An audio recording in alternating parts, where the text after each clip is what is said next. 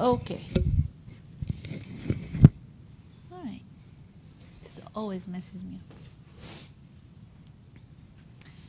Just a recap from where we were last time so that we can continue. Can we name some applications of enzymes in food systems and analysis? Just a few. We're not going to go over all of them. Yes. Slow down oxidation. Can you specify? Okay, so are you thinking about lipoxygenase, for example? Oxidation of fat? Yeah, okay. All right. Yeah, we can inactivate lipoxygenase to um, limit the rate of lipid oxidation. Yep, okay. What else?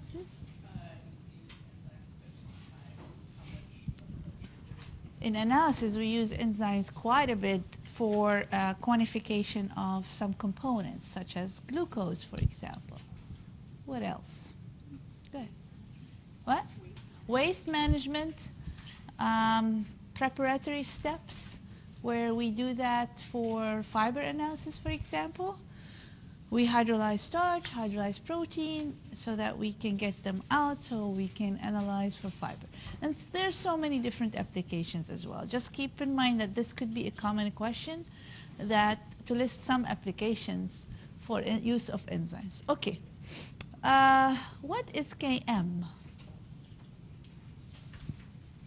It's a very important parameter. What is it? How do we define it? What does it mean? Why is it important? Anything. Jillian. The Michaelis constant. Okay, Jillian served her purpose.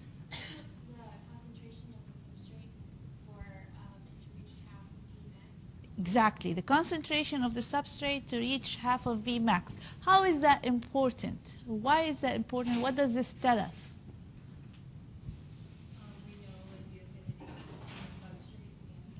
Exactly. It gives us the affinity of a substrate or of an enzyme to a substrate. So if Km is larger for one substrate than the other, that means the enzyme has less affinity to that substrate. So larger Km indicates lower affinity. So inverse relationship. Okay, why is it important to determine enzyme kinetic parameters, Km, Vmax? Why are these important? We talked about ways of calculating them last time using the Lineweaver-Burk plot. Why do we care about doing that? Why do I care about knowing Km and Vmax? Yeah.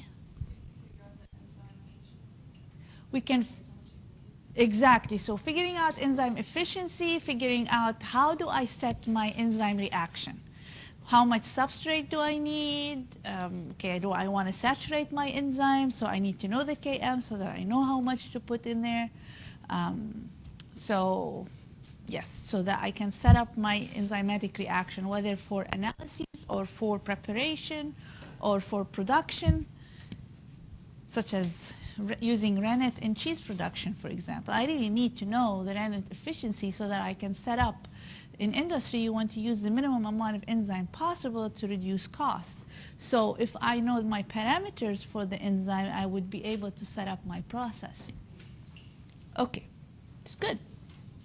So on that note, let's continue with factors that affect enzyme reaction rate. All right, so enzyme concentration is a big factor that affects the velocity of the reaction or the reaction rate. So with higher enzyme concentration, there is a linear relationship with velocity. So the reaction rate will be faster. So more enzyme you put in there, the faster the reaction is going to go. But there is a caveat. It's not always linear.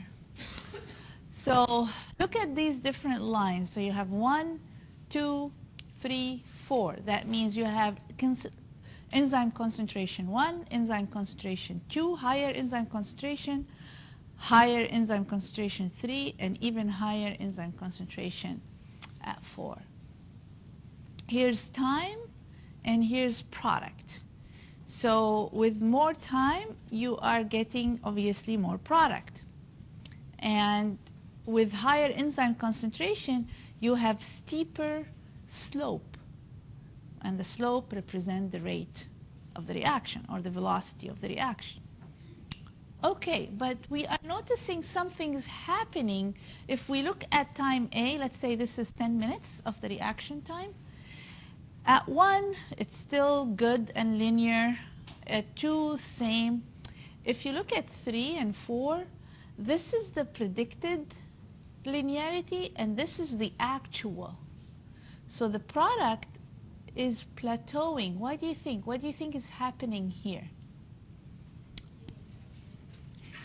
Getting Like it's getting saturated, so there's like not enough. There's either too much enzyme for substrate or there's too much substrate for or there's like enzyme potential to act on. anything to act on. There you go. So we are depleting the substrate.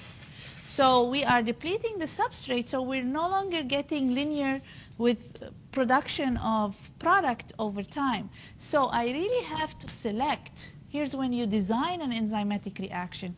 You want to make sure that you select a time that you can manage. You cannot have a time that is 1 minute. It's too short to manage, too short to make measurements.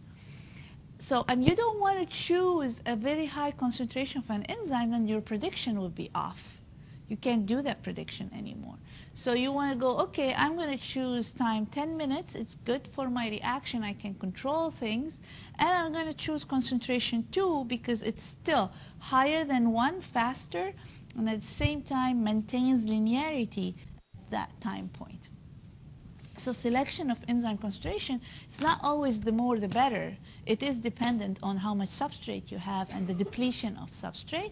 And also you always have to think about your time being manageable. You don't want to select a very long time that's not efficient or a very short time where you will have really error in during the measurements because you don't have enough time to control things.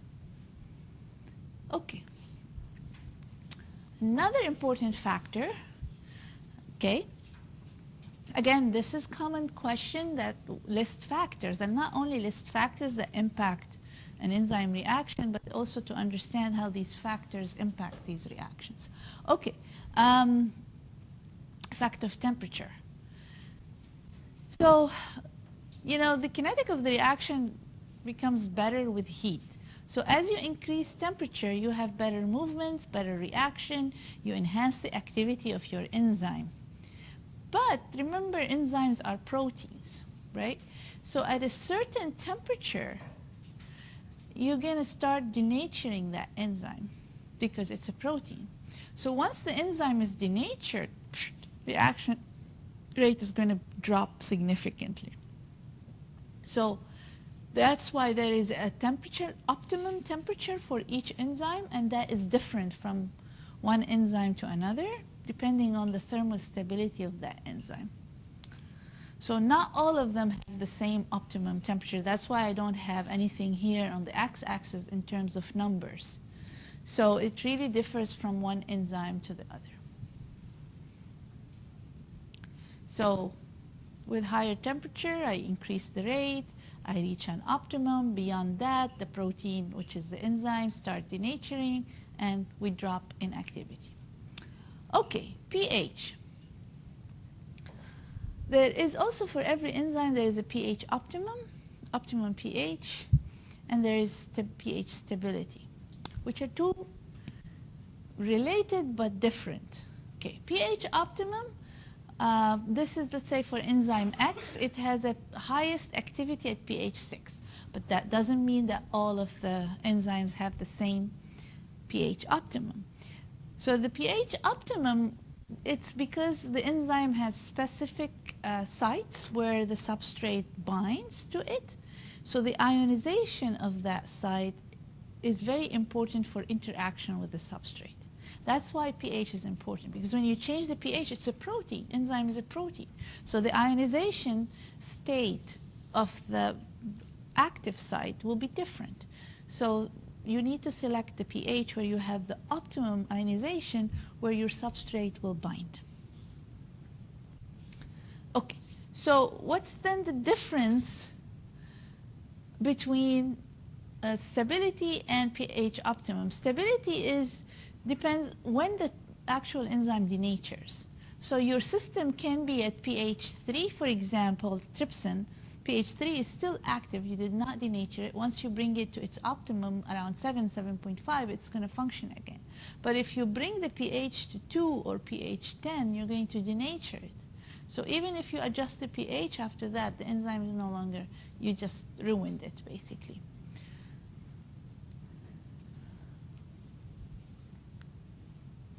Okay, the enzyme activators and then later on enzyme inhibitors, you should have covered this in food chemistry. Here I'm just going to briefly state that you have two types of enzyme activators, the prosthetic groups, which are non-protein groups, and they associate strongly with the enzyme, and without them the enzyme will not function. And then the coenzyme is actually, they enhance the activity of the enzyme and they actually activate it as well. And they are dissociable. That means they bind and unbind to the protein, and both enhance the activity of the protein or actually of the enzyme, or actually activate it. Without it, they won't act. And then other factor that inhibit the enzyme kinetics or the activity is the enzyme inhibitors. Again, in food chemistry, you would learn about irreversible inhibitors. That means once they bind, they really do not unbind, so they have very low dissociation constant. That means the concentration of the free inhibitor is very low at any time point. Whereas the reversible inhibitors, you must have learned about competitive inhibitors. They compete to the same active site.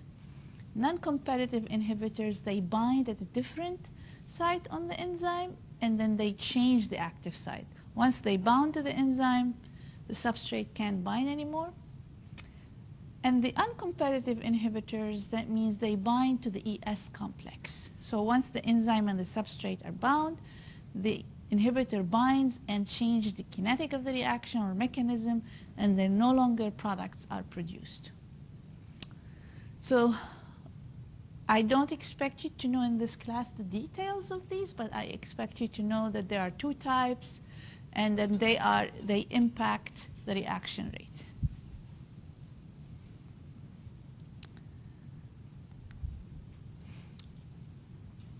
Okay, so whenever you set up an enzyme reaction, you need a mode of measurement to measure something.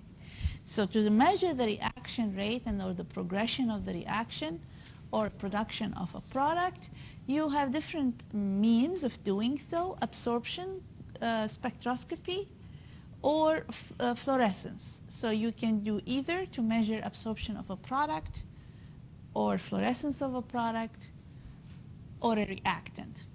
Manometric is measuring a pressure or drop in pressure. Let's say if you are measuring glucose oxidase reaction, there will be an uptake of oxygen, so there will be a change in pressure. Titration reaction, isotope measurements, and changes in viscosity. These are not really common. What's mostly used is absorption spectroscopy and some fluorometric analysis.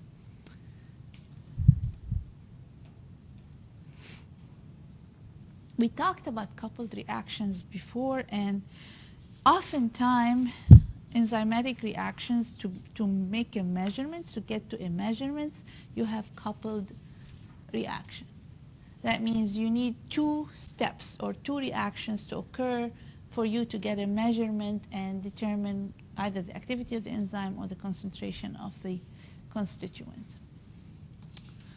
So we gave that example in the carbohydrate lecture, but you have the first reaction, which we call it auxiliary reaction or measuring reaction. Same thing. If you see either, that is the same thing, where you get a product. This product, it not necessarily absorbs light at this point, or maybe absorb light, but it's not too, it's not very sensitive. So you take that product and react it with another component, and then we call this indicator reaction because this is the reaction where we actually measure the absorption of C, the reactant, or R or S, the product. And we measure absorption. If we're measuring C, then you're going to see a drop in absorption. Because once the C is converted to a product, you lose that absorption. If we're measuring R or S, we see an increase in absorption with higher concentration of the food constituents.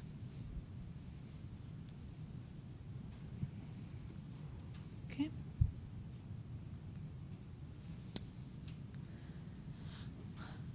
So I might ask, okay, what do we really need to be careful with when you're having coupled reactions? So what are the caution that we take when we have two reactions to run? First of all, when you have two enzymes, you have to look at the pH optimum. These enzymes, if one is at pH 2 is its optimum and the other is pH 8, that's not really a good combination. You want to make sure you set your enzymatic reaction where the two enzymes will function at similar optimum pH so that you don't have to worry about changing the pH of the reaction.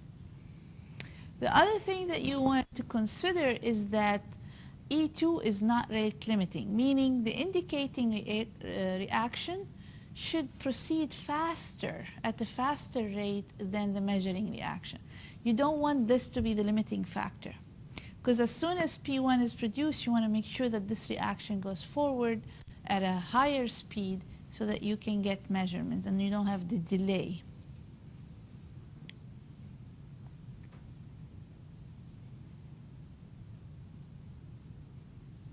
Yeah? Do you want the pH to favor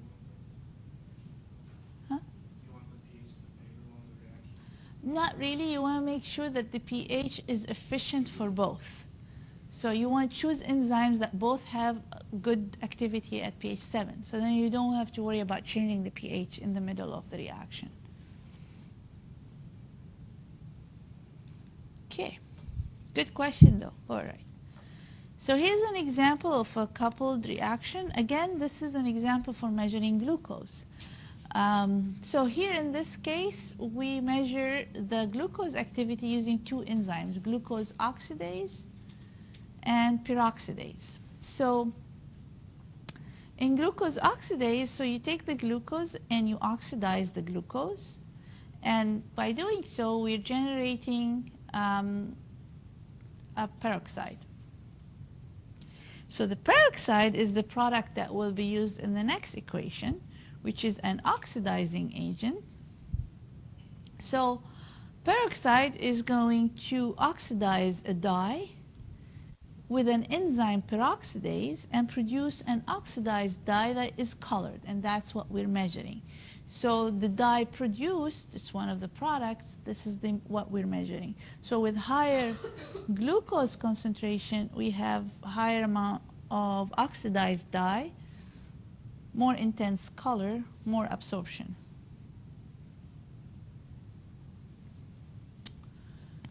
Here's another example for coupled reaction to measure ethanol, production of ethanol, or presence of ethanol in a product. So here you react ethanol with NAD. NAD plus does not absorb light. So in the presence of alcohol dehydrogenase, so ethanol will be dehydrogenated, so you would lose a hydrogen. It will be picked up by NAD and you produce acetaldehyde. The NAD concentration here is not yet sufficient for measurement for sensitivity. So you want to, although you can, it absorbs light. Then you do acetaldehyde, you take that product, react it again, and the presence of aldehyde dehydrogenase. So basically here we are going to remove hydrogen again from the acetaldehyde and produce acetic acid, but again more of NADH, and thus we can determine the amount of ethanol by measuring the absorption of NADH. Most of these enzymatic reactions, they're already set in terms of development. If we want to measure ethanol or if you want to measure glucose, oftentimes you get a kit. So Sigma Aldrich will give you a kit, and then you will measure and follow instructions without having to think twice. Have somebody has already figured it out for you in terms of instructions.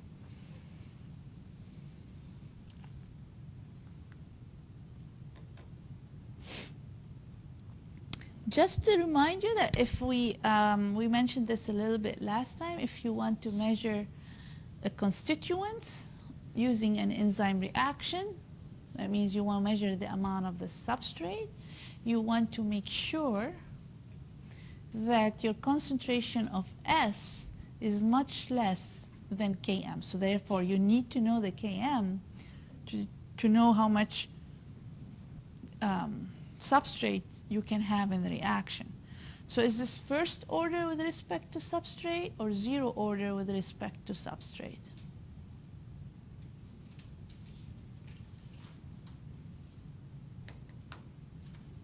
Jillian? First order. That means the reaction is dependent on the substrate concentration. So any change in substrate concentration will impact your rate, and you can see a change in measurement. And that's what you want because you're measuring substrate. So you want the reaction to be dependent on substrate concentration. So you want your reaction in this case to be first order with respect to substrate. So these are examples of when we use to measure, when you use this kind of reaction to measure substrate. For example, presence of sulfite, which some consumers have sulfite sensitivity, so you want to make sure that on the label you want to state the presence of sulfite. Glucose, we talked about that multiple times. Starch, you break it down to glucose and then measure glucose. D-malic acid, for example, they often measure that in apple juice to determine authenticity of the apple juice. In nature, you have L-malic acid. So in nature, apple juice is L-malic acid, not the enantiomer D malic acid. So you use an enzymatic assay to determine the presence of D-malic acid, and you can state whether there has been an adulteration of your apple juice. Okay. Now, sometimes you want to measure the activity of the enzyme, like measuring lipoxygenase, for example, or rennet activity, or measuring peroxidase when you are determining the efficiency of blanching, or measure activity of alpha amylase when you want to determine the functionality of your flour, viscosity of the starch. So in order to do that, in this case, do you want first order with respect to substrate or zero order with respect to substrate?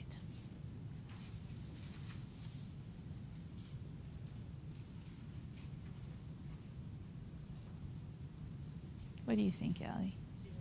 Zero order. In this case, we don't want the substrate to be the limiting factor. You want the reaction to be first order with respect to enzyme.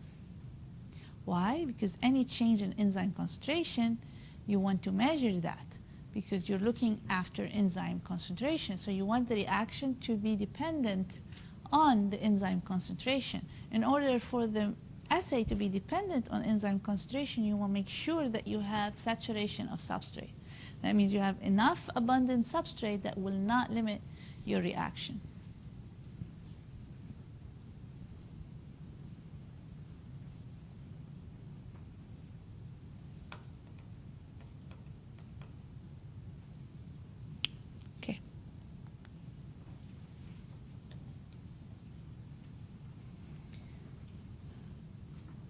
So utilization of enzymes can be in the form of biosensors, where you immobilize the enzymes on sensors. So in this case, you would have biological sensing element, which is your enzyme, immobilized on a transducer that can measure electrochemical change or optical change or an oxygen electrode in this case. So here you can measure glucose by having a glucose oxidase immobilized and then you have an oxygen electrode that would measure the change or the uptake in oxygen. So once the enzyme act on the glucose, it's going to utilize oxygen. It's part of the reactants, one of the reactants. Once it utilizes oxygen, you have oxygen electrode to measure that change in oxygen.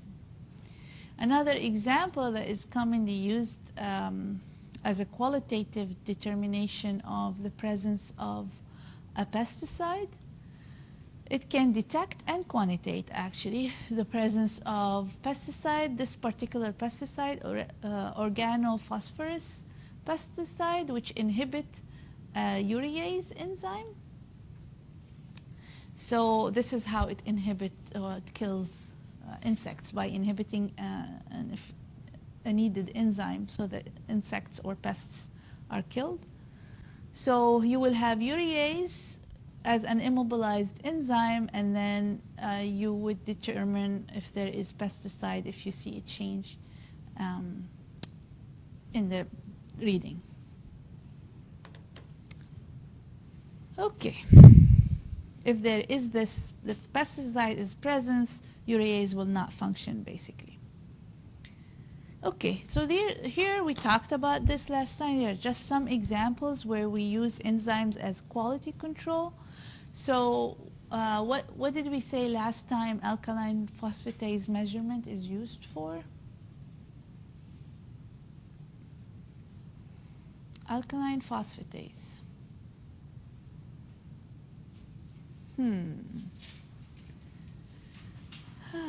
Okay, there's milk right there. So it measures the pasteurization of, the efficiency of pasteurization of milk. Because it's an enzyme that is more thermally stable than any pathogen, and pasteurization is killing pathogens, right? So if that alkaline phosphatase is inhibited, that means all your pathogens has been killed. So this is a way to test pasteurization and not worry about running a lengthy micro test. Rennet, because like I said, the example of determining the activity of rennet so that you can determine how much rennet you're going to use in production of cheeses. Alpha amylase, we talked about that. If you have a flour with high alpha amylase, this is going to result in breakdown of starch. This would result in reduced viscosity, impacting the functionality of the flour. Pectin methylesterase, this needs to be inhibited so that you maintain the cloud in your orange juice. Otherwise, once methylesterase is present, it's going to deesterify your pectin, and they will bind with calcium, and then they will precipitate, and you lose your cloud in your orange juice. Peroxidase, like blanching of vegetables, you will determine if peroxidase got inhibited, which is the most thermally stable enzyme. The problem usually is not with peroxidase, problem is with other enzymes that will impact the color and the flavor of your product, so it's just a check. If peroxidase is inhibited, other problematic enzymes would be inhibited as well. Okay, so that ends the enzyme lecture. We can start the next one. Any questions about enzymes? Okay.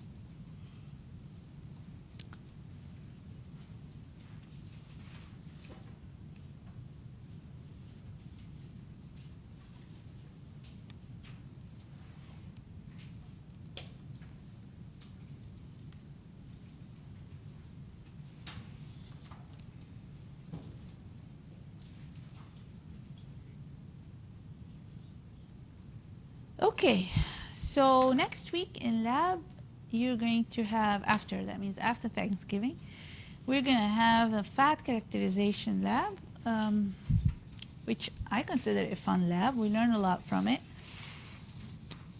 So let's look into what you know. As usual, knowledge check. The following is true. Peroxide value is a measure used to detect advanced stages of lipid oxidation. Measuring of hexanol gives an indication of advanced stages of oxidation. iodine value can be used to detect oxidation. Any clue? Which one you think is correct? We can start with one. There could be multiple, but you can start with one. Have you done fat in food chem yet? You didn't do fat lipids yet? But not in class yet, or you haven't studied it? Okay. That's okay.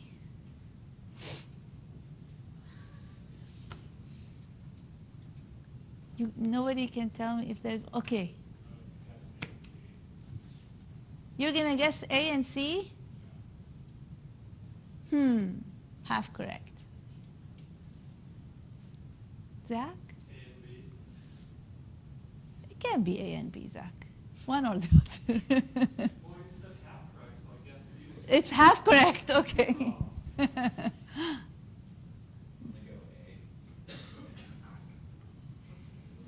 Okay, no. But I appreciate your insight and participation. Peroxide value is peroxides are the primary products of oxidation. So we're going to learn that in this lecture, maybe next lecture, and in lab next week. That's the first product. When lipid gets oxidized, peroxide is your first product. Hexanal is a secondary product, so it is a measure, an indication of advanced stage. Peroxide is not, it won't be present in advanced stage because it's the primary product, so it will convert to secondary metabolites. It won't stay. So a very rancid oil and a very fresh oil have 0 peroxide value. Okay? Remember this, because a very rancid oil, all the peroxide converted. Okay? So a very fresh oil and a very rancid oil have 0 peroxide value. Iodine value, have you ever heard of iodine value before? So what is iodine value? Do you know? Have you heard of it? No. Iodine value is basic. It's called iodine because in the reaction there is iodine, and iodine is picked up by unsaturated double bonds. So basically iodine value is a measure of degree of unsaturation. Okay? So we use it quite a bit to identify the oil. Every oil has different and unique iodine value based on the level of unsaturation. Okay. Can it though be used to detect oxidation? Yes, because once you oxidize, you lose double bond. So once you oxidize, the iodine value decreases. So you'll see that in lab next week. If there is any oil that you're measuring is already oxidized, then if you measure iodine value, you'll see it below what is an identification for that oil. Yeah. No, not related to carbofish. It has iodine in it, but it's not related to carbofish. Okay. So what's the correct answer then? B and C. There we go, just to make sure. You've probably not heard of saponification value. You heard of saponification, but you did not hear of saponification value. When we say saponification, what do we mean, especially when it is related to triglyceride? What's the term saponification means? What are we doing? What did you do, guys, with the GC analysis? What did you do to the triglycerides? Yes, Alex? Right. Saponification is deesterification. Basically, you are removing your esters, that means the fatty acid, from the glycerols. And then in GC, you re-esterify. But here, only the saponification is what we're going to rely on in measuring saponification value. So the reaction or the experiment you will do in the lab is you're going to saponify triglycerides and then measure saponification value. Does it have to do with level of fatty acid saturation? No, that would be iodine value. Saponification value is very relevant for two things. One is an identification value. Every oil has a unique saponification value. So you identify, you authenticate, and we use that value to determine the average molecular weight of a fatty acid in your oil. So olive oil, what is the average molecular weight of the olive oil, the oleic acid, for example, in there, which is the main fatty acid. So it's an important value for two things, one for identification, authentication, and one to use it to determine the average molecular weight of your fatty acid in that particular oil.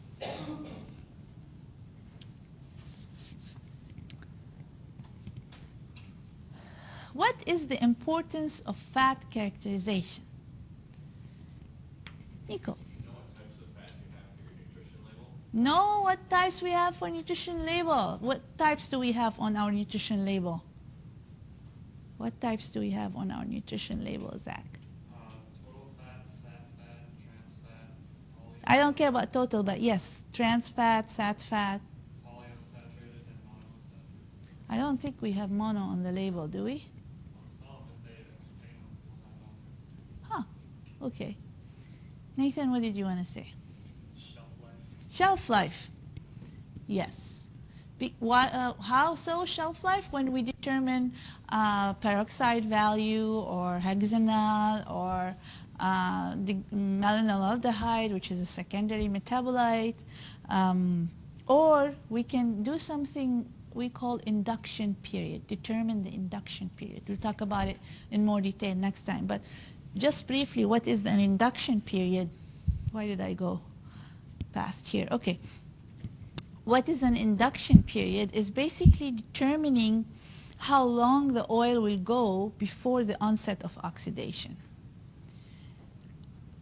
And often to determine the induction period, we kind of have an accelerated shelf life study, and we'll talk about that next time. But that is, and in order to determine the induction period, we have to do some measurement, either the peroxide value or the hexanal or the other secondary metabolite like the malonylaldehyde, for example. What else? So we said nutrition label, shelf life stability. What else is there?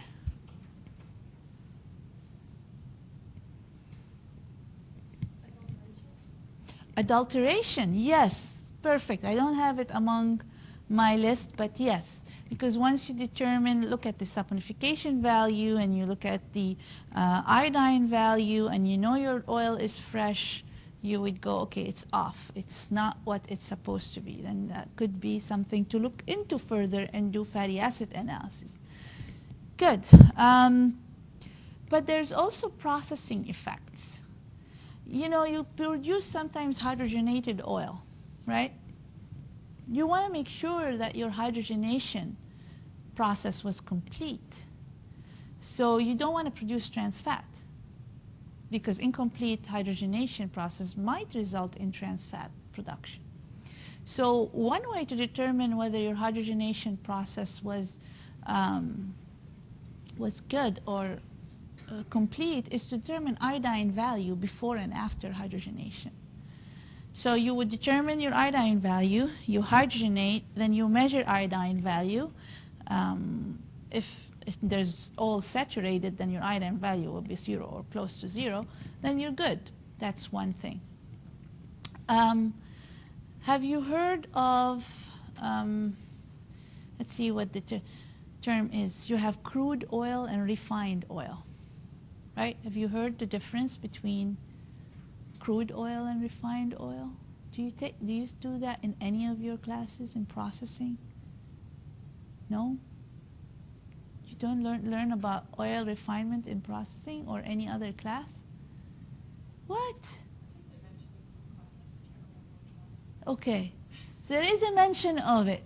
Okay, crude oil is the oil that comes out right after crushing. So let's say they take the olives, you crush the olives, you get olive oil. And it's crude. Okay. Refining means you are getting rid of any free fatty acids that could be present in your crude oil. So often that is you treat it with sodium hydroxide or just any base or potassium hydroxide, whatever. And then you cause soap to be produced, acid and base will produce soap, and then they centrifuge, and then they remove the soap and take the oil. So basically that's refining. That's removing any free fatty acid, getting that oil, because presence of free fatty acid, it's going to cause problems with storage. It will oxidize faster. You get rancidity faster. So you don't want that in your oil. So you'd rather have a refined oil. Okay, how do I measure the refined oil? If I did the refinement properly, is you would measure free fatty acid before, you measure free fatty acid after, and you would determine whether or not you have succeeded in refining your oil. So that's another fat characterization. There are a bunch more. We'll talk about them in different slides. Like, have you heard of the term winterizing the oil? Yeah, it's good. Winterizing. So basically you have waxy material sometimes in your oil, and especially for dressing, salad dressing, you don't want to put your dressing in the fridge and then it becomes cloudy after that. You don't want that. So you want to get rid of those waxy material. So usually the oil is processed in such a way they reduce the temperature, and then the waxes will sediment, and then you kind of clarify your oil. So yeah, there are different processing where you can measure those different fat characteristics to determine the efficiency of processing. Palatability and sensory effect. Here we go. Let me go to this.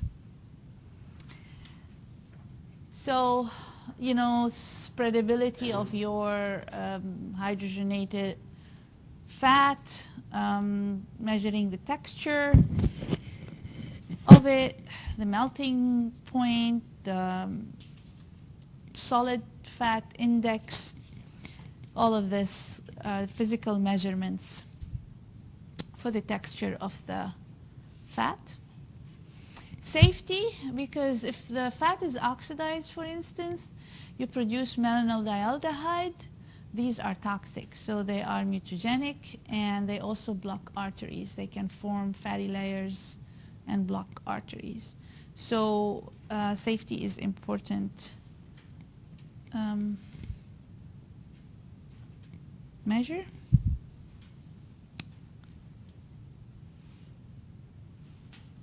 Oh, so this is what's on the nutrition. Saturated fat, trans fat, cholesterol is another one.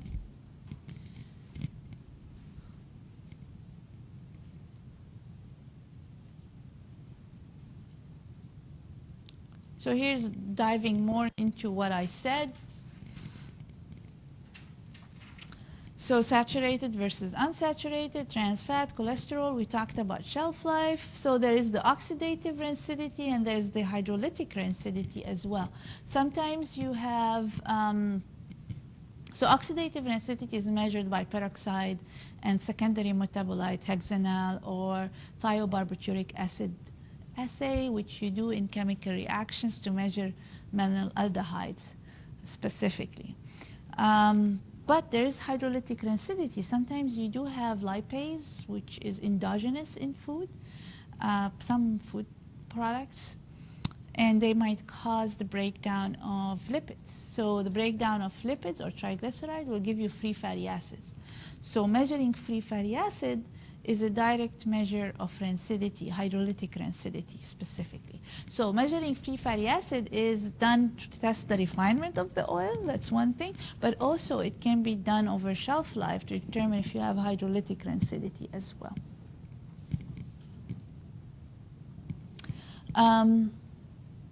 Another place for determining not specifically the shelf life, but the use of fried oil, for example. So you know that in industry or in restaurants or what have you, they continuously use over and over the fried oil. But at some point, you have to stop using that oil. So you need to determine what happened to the oil and why you need to stop using it and put in fresh oil, which they don't usually do. They keep adding fresh oil to the used oil. But anyway, so during frying, what happened, let's say you put potato fries. Potato is high in moisture. So you put the potato, there's the oil, there's moisture, there's heat. Without an enzyme, you don't need an enzyme in this case, you're going to break some triglycerides. Heat and moisture will break triglycerides bond. You will generate free fatty acids that are prone for oxidation, more oxidation. So fried oil, or the oil that used frequently for frying food, will eventually have high level of free fatty acids and high level of oxidation. So measuring free fatty acids and oxidation products in the oil is an indication of the quality of the oil, an indication for you to stop using that oil.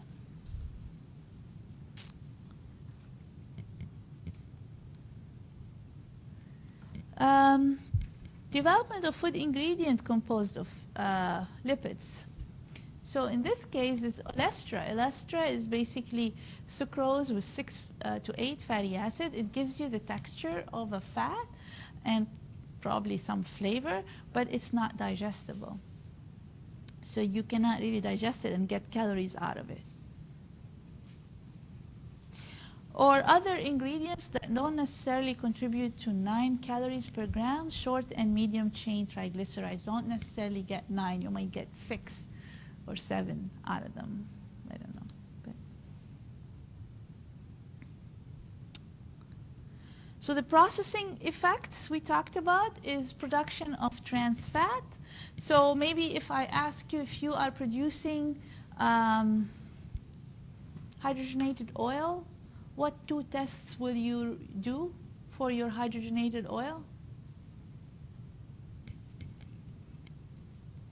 What 2 tests for hydrogenated oil? Iodine value, we talked about that. You measure before and after to determine the degree of saturation, that you reach saturation, and trans fat. You want to make sure in your hydrogenated oil there's no trans fat, because now the label requires that you put trans fat in there, and you don't want trans fat in there anyway. Deep frying, we talked about that. Refining, winterizing, I already talked about that. This is just a diagram of the process of the oil, where it goes to crushing and then pressing, and then you get the virgin oil, and then the refining with alkaline conditions here, and then bleaching for colors, and you filter and you get refined oil. It can go to hydrogenation as well. We talked about palatability and sensory, mouthfeel and taste, and safety. These are the products of oxidation. So this is a good stop. Next lecture, we'll talk about the actual analytical methods. Okay.